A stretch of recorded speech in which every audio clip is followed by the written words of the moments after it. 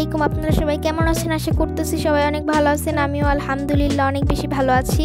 সকাল সকাল জানলাটা খুলে দেখি বাহিরে আজকে একটু রোদ উঠছে। প্রতিদিন কিন্তু কুয়াশা পড়ে, কিন্তু আজকে একটু রোদ উঠছে।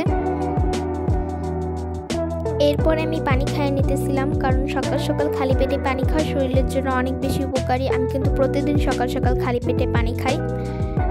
এরপরে আমি যাইতেছি আরবি পড়তে। আর আরবি পড়ে এসে আমি আমার গাছগুলোতে একটু পানি দিয়ে দিতেছি। আমাদের ছাদে কিন্তু আরও অনেক গাছ আছে, আমি কিন্তু প্রতিদিন আমার গাছগুলোতে পানি দিই। এই যে ফুলটা দেখতেছেন, এই ফুলটার নাম আমি জানি না, কিন্তু এই ফুলটা আমার অনেক বেশি ভালো লাগে। আপনারা অবশ্যই কমেন্টে জানাবেন এই ফুলটার নাম কি।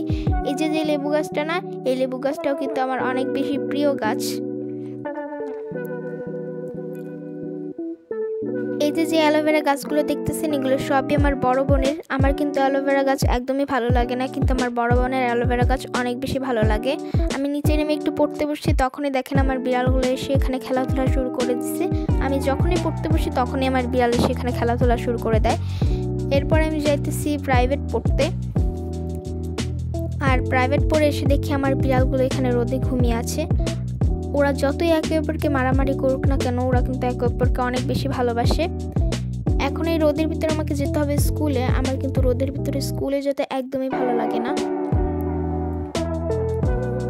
এই মিনি কোরআন শরীফটা আপনাদের কাছে কেমন লাগছে?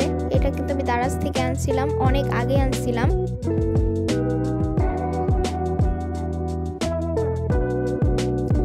এরপর আমি সন্ধ্যার থেকে একটু পড়তে বসছি।